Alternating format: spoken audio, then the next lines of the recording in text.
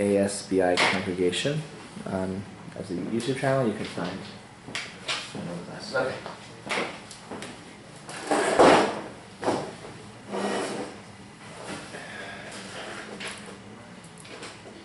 So, Roman numeral 8, we have a couple of philosophical questions, kind of big questions.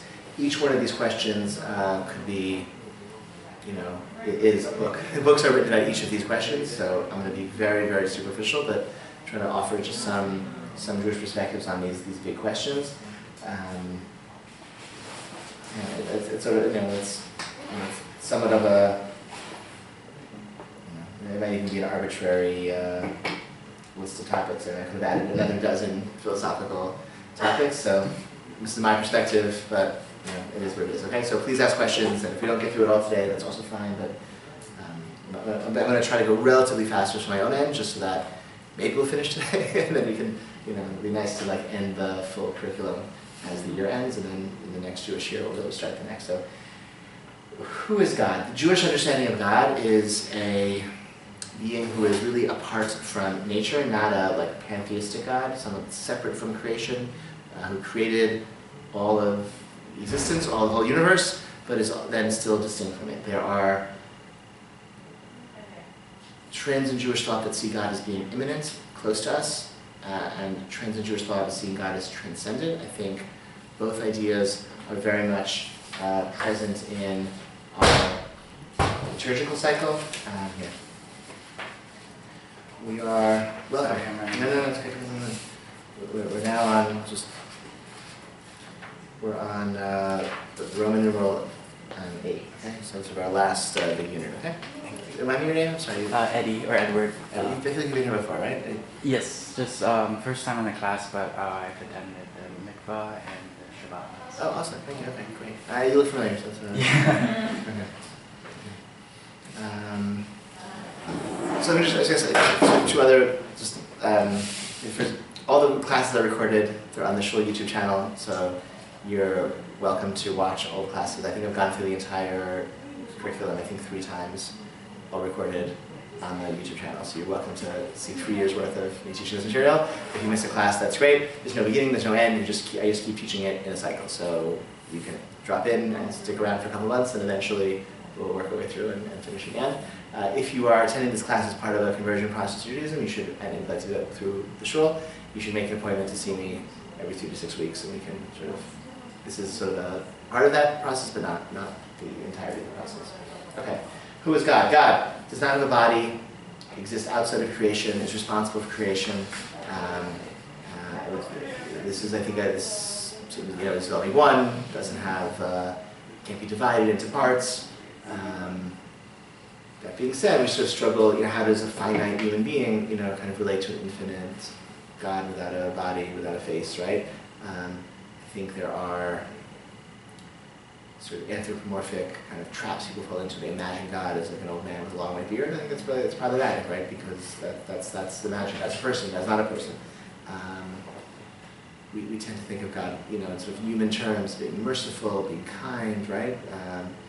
And some of the more philosophically rigorous Jewish thinkers, Maimonides, Rambam, he would say, no, you can't say anything about God because any word that you write, you say this is like a big bottle of soda, and I can say Sears Tower is really big, and I'm using the same word to describe things that are vastly different scale, and I can say God is really great, right? It's sort of, when you use the same word to describe things that exist on such vastly different, the words themselves are really inadequate. So Maimonides would say we really can't say anything for sure about God. We can just say what God isn't. It's called negative. We can say God isn't limited. God isn't weak. God isn't, right? Okay, and that's maybe we're on safer ground in that way. I don't know if it's possible to have a real relationship though. So it's something that can only describe in negative terms. And I think part of what we're trying to do, what the Torah gives us the ability to do, is have a real relationship with God.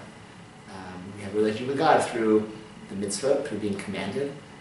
Look at the early chapters of Genesis. That's what sets humanity apart from all the other creation. But we have mitzvah, we have commands, and we have this normative relationship with God. God expects things of us and demands things of us, and we can live up to those demands or not. But that's the basis for relationship. And the Jewish people, we were given the Torah, and so we can connect to God's mind through studying God's Torah, through observing God's mitzvot, through discovering new things in the Torah, through being partners with God in making the world a better place. That's a tremendously noble thing, even though God is infinite and vast, that somehow we have this role left for us as human beings. So what then is the Torah? The Torah is the mechanism by which God's will can be manifest on earth. God wrote 2 books. The first book that God wrote is the universe. The second book that God wrote is the Torah. Okay, and by studying the Torah and following its mitzvot, we are again connecting to God's mind, trying to understand something of God's will to the best that we can, and then using it to interact with the world, to govern the world, to improve the world, to exist ethically in the world. And that's a very it makes the Torah extremely special. I think that the core of the Torah is like the written Torah, right? The scroll, just the letters on parchment. The letters on parchment are very hard.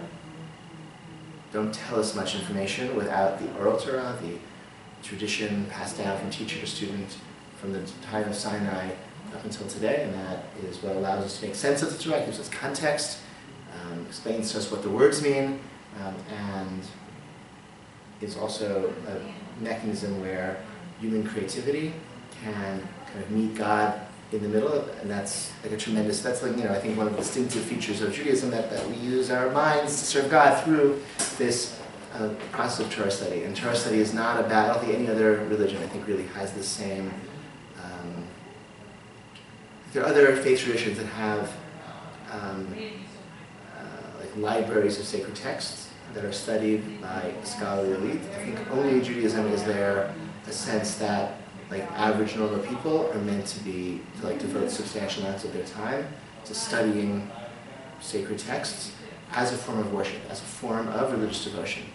It's not about like I need to know this information I'm not just studying the concept of Torah that I need to like observe mitzvot well, like I'm going to learn about the laws of kashrut so I can keep a kosher home. No, I'm going to learn arcane laws that don't apply to my life, practically just because it's a topic in the Torah, and therefore studying it is a way to, I'm serving God, connecting to God's mind, and by discovering something new, like a new insight that I can have, I'm building the Torah, right? That's why this vast library accumulates. So I can study some obscure passage, about agricultural laws in the land of Israel, or something about, something about the ancient temple rites and how sacrifices were offered. And I'm not doing that. It's not part of my daily religious life to actually do those mitzvot. By studying them, it's a whole field where I can discover things, I can have new insight, I can recognize patterns and conceptual underpinnings of the various laws, the details of the laws, and that's a tremendously significant part of Jewish spiritual life, that Torah study as in a very deeply rigorous way, undertaken as a form of religious devotion. I have a question. Please. I have a couple questions. Go, let's hear them. So, what's the difference between the Torah and those series of books? I know Nitai got his dad, because he likes to study that stuff, a series of books. But I think there's multiple types of series. Are those more detailed sections of the Torah, or Yeah. So okay. So good. That's good. So when we say Torah, sometimes we mean the word Torah can mean very limited to the 5 books of Moses, the core of the Torah, and then it can also mean really the entire library of Jewish sacred texts. So. So it's everything. So here, when I meant Torah study, I really meant everything, and I think when we restart again, I think really Roman numeral 1 is we're going to go through the Jewish library from the beginning to modern time. I think that's Roman numeral 1. So when we restart again, just a few weeks, we'll actually talk through the library and explain what those books are and how they came to be. I think you joined the class. After that. Yeah, I think just after that. Yeah. Because I think when I think of the Torah, I think of one book, which is so London-minded. Mm-hmm. But from that one book, this vast something. literature has emerged. Exactly. And a big part of it, that one book, that's the written Torah, and then there's the later scripture that comes, the prophetic writings and all of the 23 books that form the Hebrew Bible. That's the written Torah, scripture.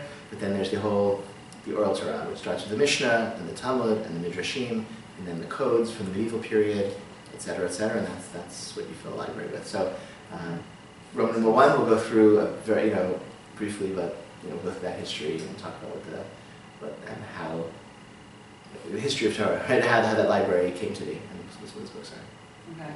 And then like in services, like why do we read out of the blessings, like the gray and black books before the Torah? Like, is that just like? Yeah, so our liturgical, like the prayer, we pray 3 times a day, and that's one mitzvah, right? So Shachrit in the morning, Mincha in the afternoon, and then Mariv in the evening. And Shabbat and holidays, we add an extra prayer service called Musaf, the extra service, right, following Shachrit. So that's 3 times a day, every day, 360, and we, as you arrived, actually, we're just finishing our Monday night evening service, right? And then we start again tomorrow morning. So that's one mitzvah, and then there's a separate practice of reading the Torah in public, and we do it 3 times a week, every Monday, Thursday, and Saturday, plus holidays and other special. So that's a separate mitzvah that we've incorporated into Shachrit. So we start with the regular Shachrit service, then on Monday, Thursday, Saturday, and on holidays, we also read Torah as part of the Shachrit service. So that's why we begin our prayers with so after we've said Shachrit, then we come a little bit earlier, we get all the Shachrit, and then we read Torah. It's hard to make it up. I used to one day though. The trick is to do that earlier on Friday. I know. So there's no secret. That's okay. And then we read Torah. And the Saturday reading of the Torah is the practice developed to adopt a schedule such that every year we complete the entire 5 books of Moses. So we're actually coming to the end right now of the book of Deuteronomy, the 5th book, and we're going to start again in just another couple of weeks, which is exciting. Any other questions on that? No. Okay. Any other questions anyone said so far? This might be an off question, but I'm kind of curious about language and the origins of, so for example, like in Torah, the word Ra comes, there's a significance to it in the Jewish tradition or history, or like maybe just like where the word Torah comes from. The word Torah means like instruction.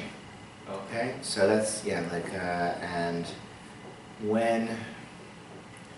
the word Torah actually appears in the Torah itself, and there it clearly means like instruction, and it's come to mean again either the 5 books of Moses or like the entire Jewish library. Okay, great. Okay. Yeah, I had a conversation recently with somebody who said, how the Gideons put Bibles in hotel,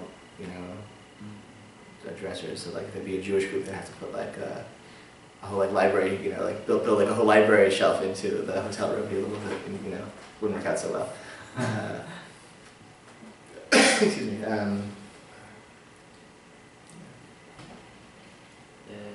Anything else? Yeah. This would be in context to other world history and religions, because I've been fascinated, to be honest, with the different syllables, specifically with Ra and El, and because it appears in a lot of names even, but also in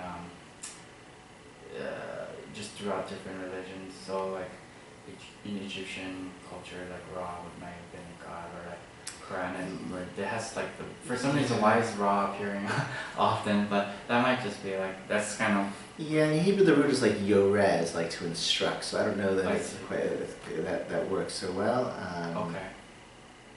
Once you break down the syllables, also things that sound the same in English don't necessarily because we have we sort of flattened a lot of different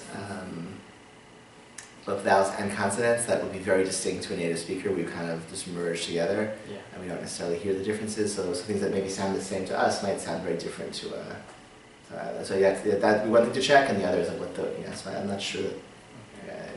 It's a random. Yeah. Egyptian and Hebrew are generally different roots, or different families of languages. I don't think you'd expect to see a lot of connections. Okay.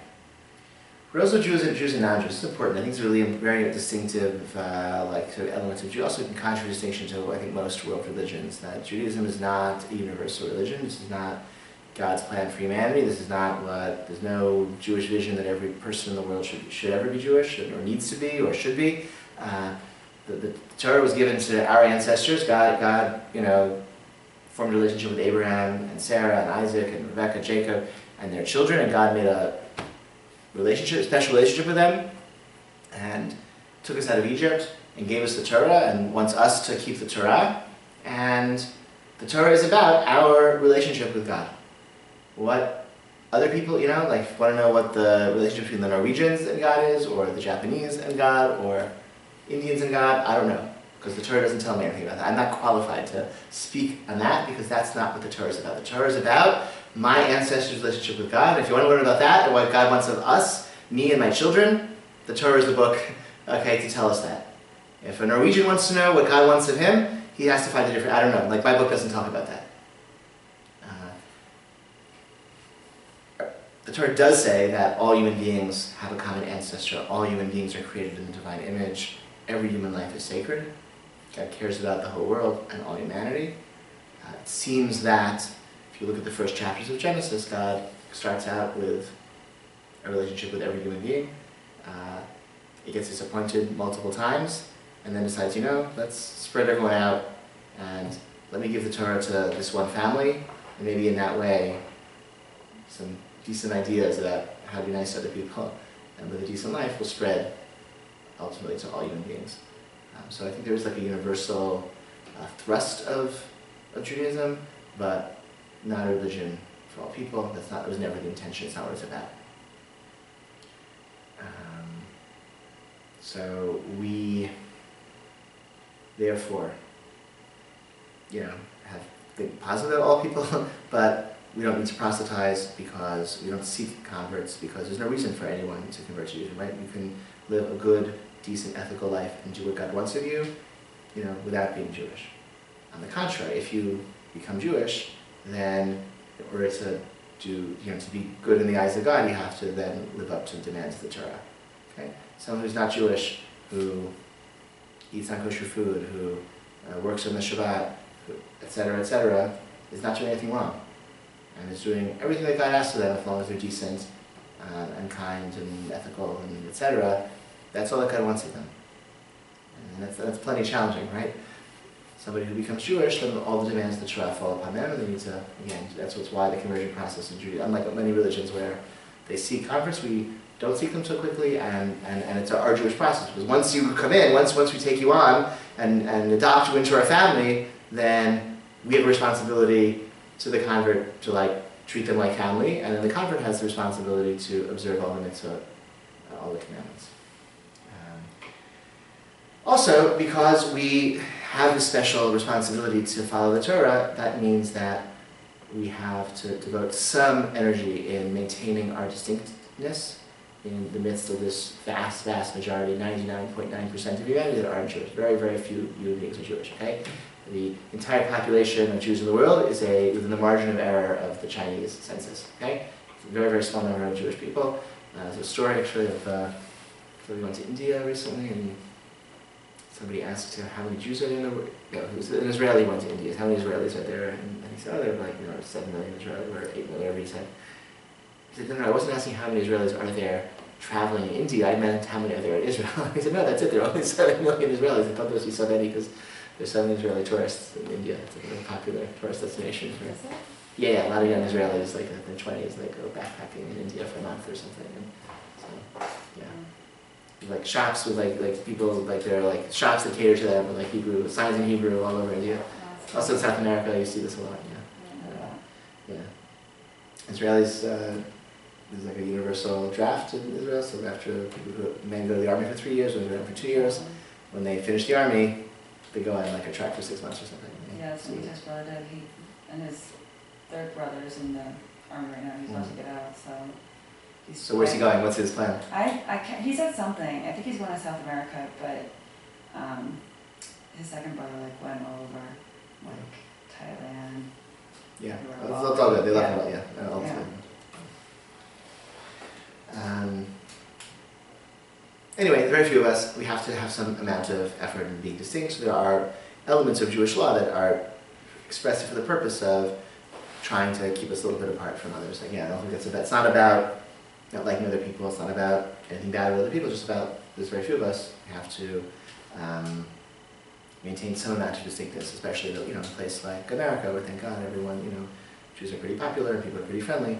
So if we're going to maintain some identity, we need to, stick to our, together somewhat. And a lot of ethnic groups have come to America, and in 2 generations, they don't know the language of their grandparents, and they're, totally, melt away in the melting pot. And if we want to avoid that, we need to put some effort into that project. Any questions or comments? How does God view people like Jews that don't live fully up to the Torah? Like maybe they work on Saturdays, but they eat kosher. Look, on the one hand, nobody's perfect. Okay, so we all struggle, and I think some people maybe some people struggle with some of these ritual mitzvot. They're not keeping Shabbat as well as they should. Some people might keep Shabbat very carefully, but be really nasty to their friends and neighbors, and not be ethical in their business. It's all. I think everything. It's all from the Torah. It's all obligatory. We all have to try to do better. I can't really tell you what God thinks about it, right? I'm not really in a place to say. I think I think it's appropriate for each one of us to have some amount of fear that God is judging us. I think that seems appropriate, and to then try not to let it be paralyzing, but then to try to be motivated to do better.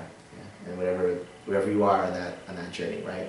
There's no stagnation. Either you're improving or you're declining. So you have to try to always be working on itself and improving. I'll take us to reward and punishment in this world and the next. So the Torah speaks a lot about reward and punishment. It seems that if we do mitzvot, God rewards us. If we don't do mitzvot, we're punished. It seems that that's collective in the Torah, right? Like if the Jewish people collectively are obedient, there'll be rain and there'll be bounty and things will be good. And if we don't, things will turn out poorly to us. And that maybe is what happened in Jewish history and biblical history. But that means that for individual, right? I mean, if everyone's good and there's rain, so that means even for the one guy who's a scoundrel, there's rain for him too. Okay, so if we're judged collectively in that way in the Torah, that means that individually some people get a rotten deal, right? What if the generation is really bad and they get this drought and war? So even the good people suffer as well. So it seems that there isn't necessarily justice for individuals in this world. It also seems even the collective reward and punishment, once the biblical period ended, seems to have, I'm not sure it's so obvious that there is that degree of justice even collectively anymore in this world. Ultimately, reward and punishment comes in the world to come. And I think that's the normative main position of Judaism, that can have no expectation of people to be rewarded for mitzvah in this world, and that the world to come has that important role of being a place of truth and justice, both for those who are good and those who aren't.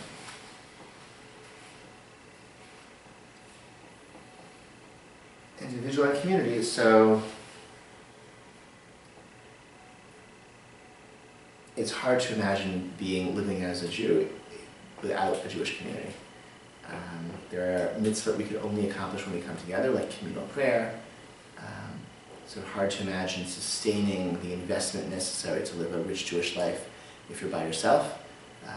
Shabbat, we celebrate with the community. I mean, that's something how do I say it? There's a word, it's called network effects, what they call it. It's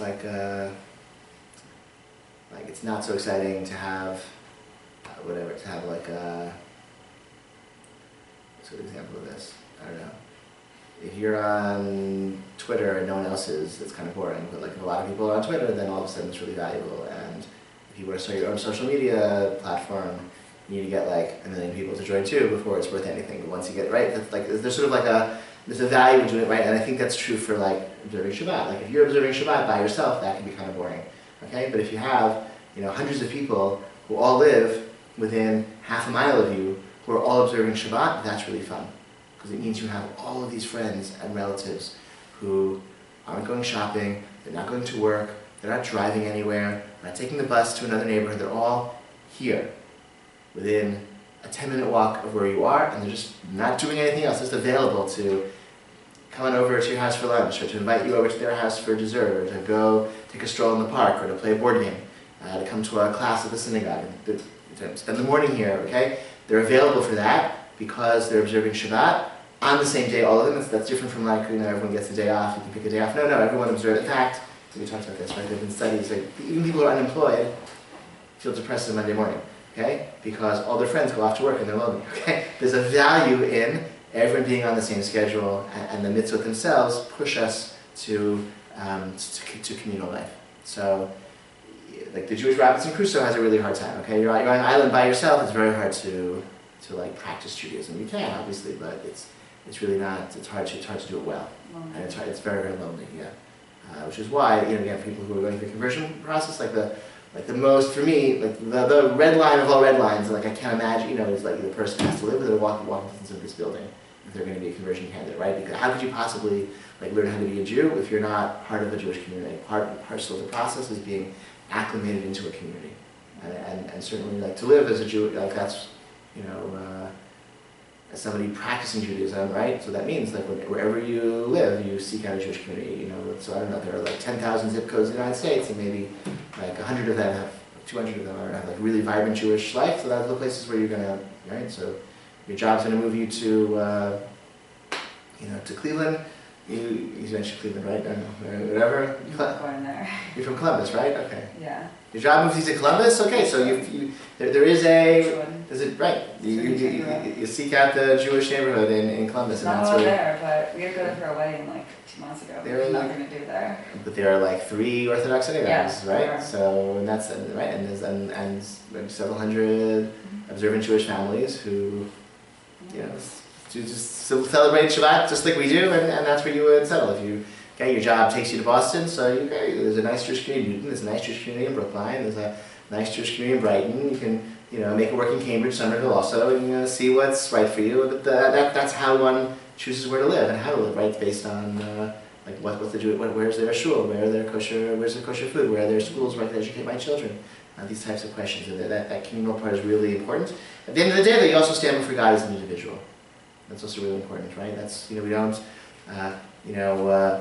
men and women sit separately in the Orthodox synagogue, husbands and wives, be married for 30 years, 40 years, 50 years, you stand as an individual before God, right? You're not there with your spouse to support you. You stand alone. And your personal relationship with God is just yours and yours alone. Right? We actually, we say the Amidah twice, right? We say the private Amidah, and then we say the communal Amidah, okay? So we say the same words 2 times, right? Again, once, standing as individually, and then once the entire community is sort of praying, expressed through the voice of the communal prayer leader.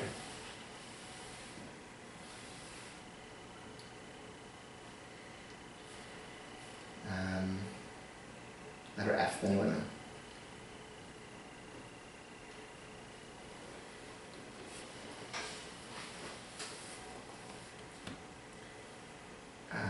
Men and women are both created in the image of God. If you look at the first chapters in Genesis, men and women are partners in the task of humanity to conquer the earth, to subdue the earth, to tend the earth, to protect the earth. As you see in the first chapter of Genesis, men and women are commanded by God, exist in relationship with God. And I think fundamentally that sort of speaks to maybe a fundamental or essential equality.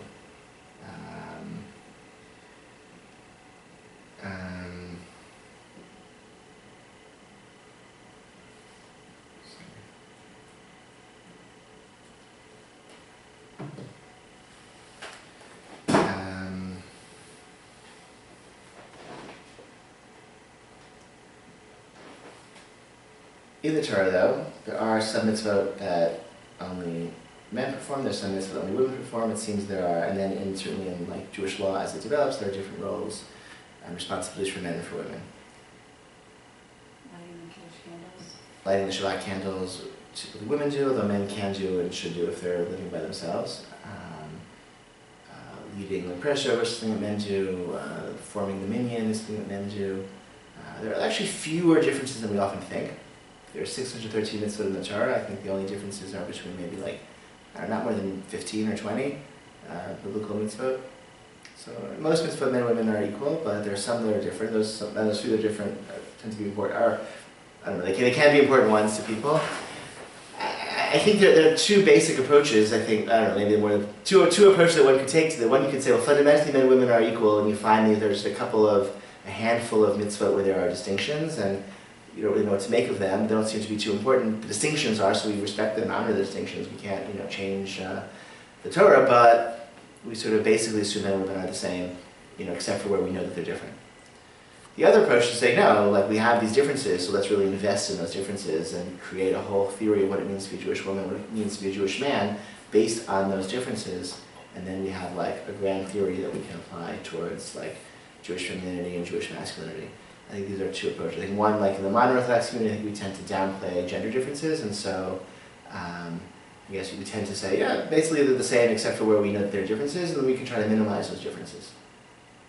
We minimize those differences by including women, as much as we can, even as an optional level in women in mitzvah that they're not obligated in, or we minimize those differences by finding creative workarounds. We minimize those differences by de-emphasizing the importance or significance of those distinctions in those mitzvah. Again, just a handful of mitzvah out of 613.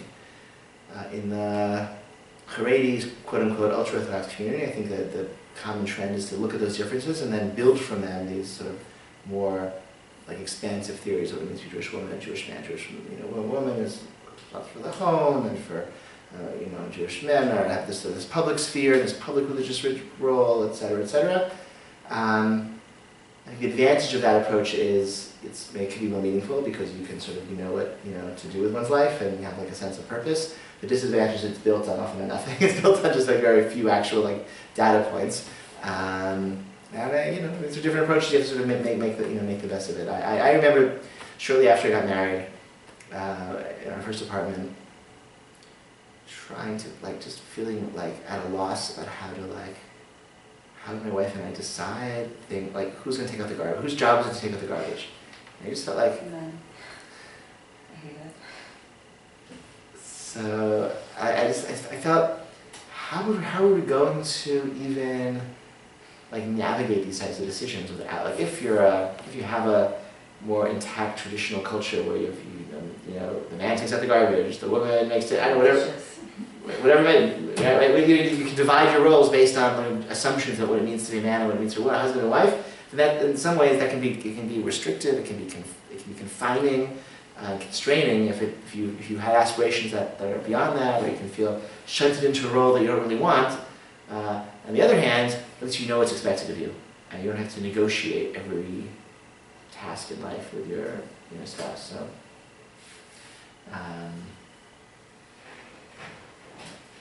I think for me and many of us in the modern Orthodox community, where some of these questions are most fraught, are issues of religious leadership and scholarship, which have traditionally been the purview of men, and I think we've come to see that as being so core to what it means to sustain Jewish identity and sustain the Jewish people, to be involved in Torah study and Torah scholarship and teaching Torah, and then leading our community from the vantage point of being a Torah scholar. That we're really looking, I'm looking for ways to include women in those roles and in those opportunities, because I feel like we need the talents of 50% of the community, and I don't think it's sustainable in America with all the temptations of a beckoning outside world that's inviting, and we're saying, come and leave this aspect of your identity behind and just be an American, and we'll embrace you and welcome you and love you. It's like, no, we have to teach our children and ourselves to hold firm to the Torah and to the mitzvah of the Torah. I think the only way to do that is by all of us really cultivating our capacity to study the Torah and love the Torah. And I think that means men and women have to be taught to study Torah in a very sophisticated way, and that entails teaching the Torah in a very sophisticated way. And that means some people who study the Torah and teach the Torah in a sophisticated way actually want to make careers out of that and go to advanced levels of scholarship. And I think that those roles have to be there in order to not just for those individuals, but for the entire community. In other words, if there are no female rabbis, then fine. We don't need female rabbis, but how are you going to encourage girls in first grade to care about Judaism and study Torah, unless you're holding something, right? Study Torah because this is crucial to your identity and who you are. But if you really, really love it, I'm sorry, nothing. You have to. Your Torah education has to stop at 12th grade. That's not. I don't think it's a sustainable dynamic. I don't think that will work. Questions, comments? You don't have to have it. I'm being very eloquent, so you don't have any questions. Okay. If you think of them, you may be too polite. If you think of questions or have reactions later that you want to share with me, you're welcome to. I just think of like walking around like Jerusalem, like the ultra Orthodox. Yeah. You see like the men, I mean I don't want to like, be judgmental, but like they obviously like wear certain things, and then you don't even see like the wives or like the children usually, like they're usually like at home, or like there was 2 separate beaches in Jerusalem, like one for men, one for women. Like I thought that was just very interesting. It's a particularly strict interpretation of Orthodoxy, with much more separate socialization and everything.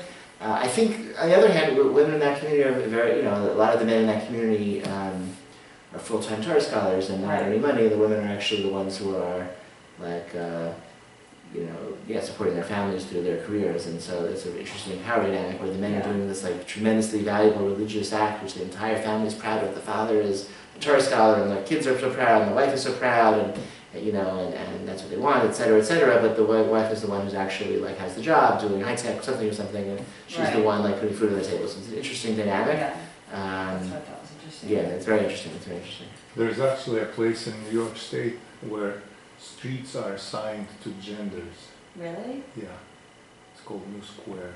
New Square. Interesting. Yeah. Liturgy, evolution, criteria. So,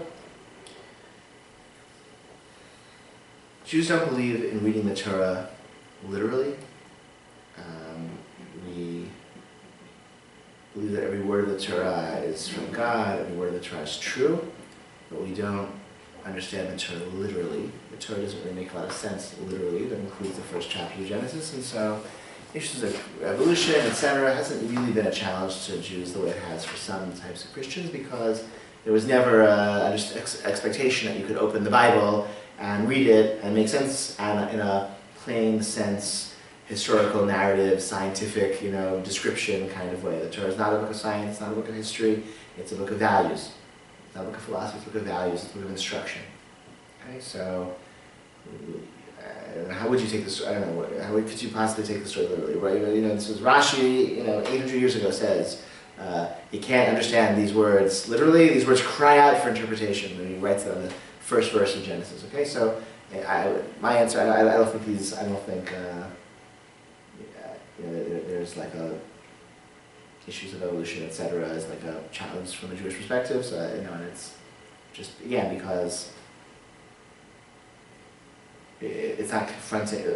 The only thing it could confront is a very literalist read of the first chapters of Genesis, and that's not how Jews have ever understood that the first chapters of Genesis. Which doesn't mean you won't find some Jews who dabble in this. I just think, I don't know. To me, it seems like a silly endeavor because the science always changes, Torah doesn't change. So why try? I don't know. Just study Torah, figure out what God wants from you, enjoy it, but. It seems a more fruitful avenue to pursue.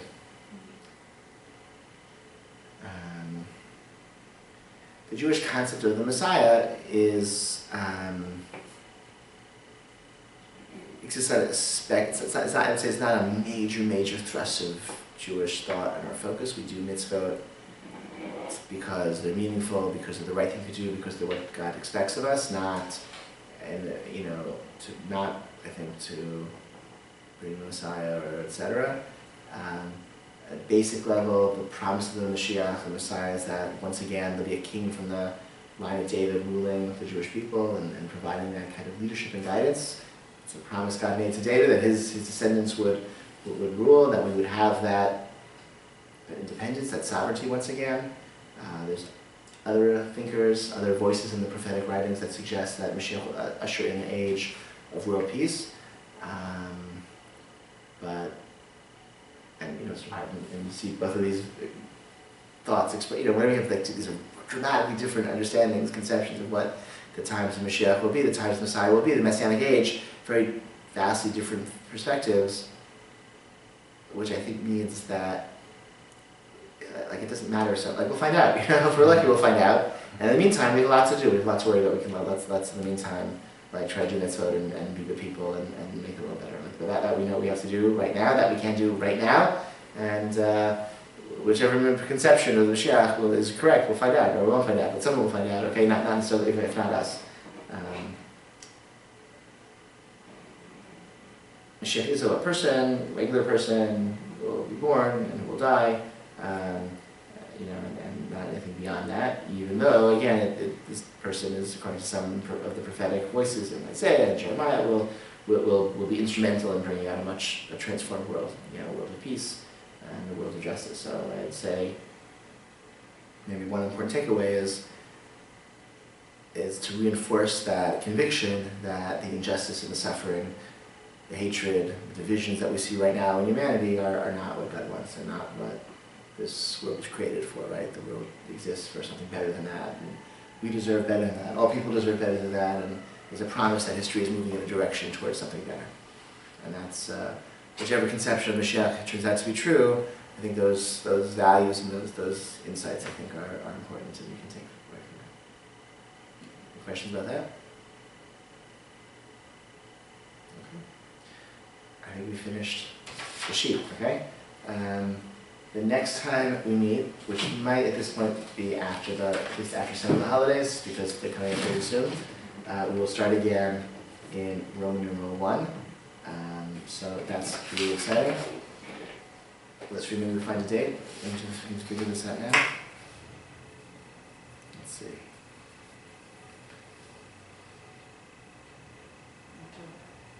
I'm sorry? October. Let's see. After Sukkot. Yeah, you got a lot. Let's see. Rosh Hashanah starts the 30th, right? Yom Kippur is the 9th. Yom Kippur is the 9th of October, then comes Sukkot, so then Monday the 21st is the 28th of October is the next free Monday, okay? So October 28th. I can't wait. I'll be so happy after the holiday. I love the holidays. They're really great. It's a lot of work for rabbis. So Monday, October 28th, we will meet. We can meet at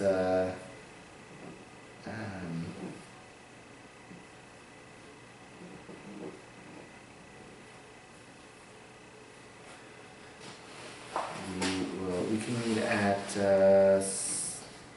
7 p.m. Is that can you be here at 7? Is that too? Okay. I think it's 7 on Monday, October 28th.